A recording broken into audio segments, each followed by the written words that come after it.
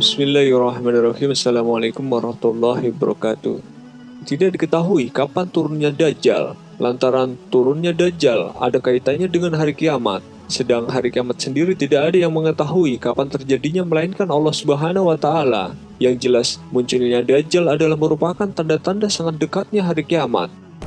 Dajjal muncul di perbatasan antara wilayah Syam dan Irak. Dari Nawas bin Sam'an radhiyallahu anhu berkata, Rasulullah Shallallahu alaihi wasallam menuturkan tentang Dajjal. Sesungguhnya ia muncul di daerah perbatasan antara Syam dan Irak, sehingga berbuat kerusakan di kanan dan kirinya. Hadis riwayat Muslim. Dajjal akan masuk pada setiap negeri di seluruh dunia dengan membawa fitnahnya. Namun ada 4 negeri yang direkomendasikan Rasulullah untuk dihuni pada akhir zaman, karena semua jalan yang menuju ke negeri ini dijaga malaikat berbaris dan diberkahi oleh Allah.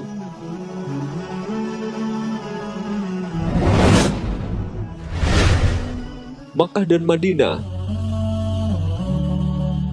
Rasulullah Shallallahu alaihi wasallam bersabda, tidak ada satu negeri pun melainkan semua diinjak oleh Dajjal, kecuali Makkah dan Madinah. Semua jalan yang menuju ke sana dijaga dengan malaikat yang berbaris. Maka berhentilah Dajjal di sebuah kebun di pinggir kota Madinah. Madinah berguncang 3 kali. Lalu keluarlah semua orang-orang kafir dan munafik dari kota Madinah menemui Dajjal. Hadis riwayat Bukhari dan Muslim. Dari keterangan hadis tersebut, walaupun Makkah dan Madinah mendapat jaminan dari Allah tidak akan diinjak oleh Dajjal, ternyata pengikut Dajjal juga ada yang berasal dari Makkah dan Madinah. Mereka sendiri yang nantinya akan menjemput tuannya, yaitu ketika bumi Makkah dan Madinah gempa 3 kali.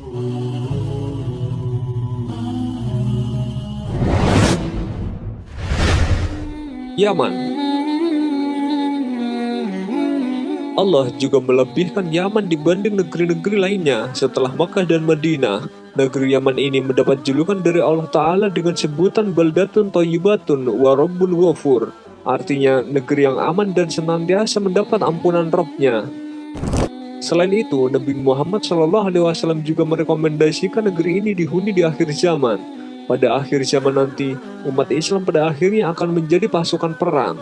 Hal ini sudah disabdakan Nabi Muhammad SAW. Dari Abdullah bin Hawalah mengatakan, Nabi SAW bersabda, pada akhirnya umat Islam akan menjadi pasukan perang, 1 pasukan di Syam, 1 pasukan di Yaman, dan 1 pasukan lagi di Irak. Hendaklah kalian memilih Syam, karena ia adalah negeri pilihan Allah.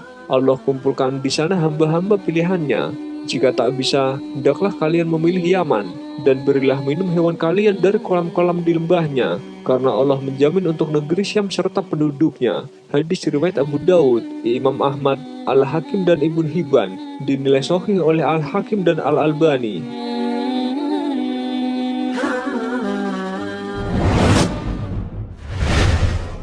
Negeri Syam.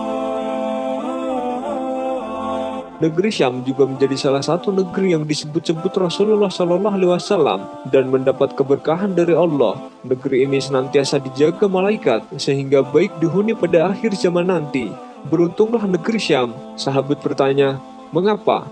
Jawab Nabi SAW, malaikat rahmat membentangkan sayapnya di atas negeri Syam. Hadis riwayat Imam Ahmad. Dijelaskan Nabi bahwa Syam merupakan pusat negeri Islam di akhir zaman. Nantinya disinilah akan mendapat huru-hara dan peperangan dahsyat. Al-Masih Dajjal akan datang dari arah timur. Ia menuju kota Madinah. Hingga berada di balik Uhud, ia disambut oleh malaikat. Maka malaikat membelokkan arahnya ke Syam. Di sana ia dibinasakan. Di sana dibinasakan. Hadis riwayat Imam Ahmad.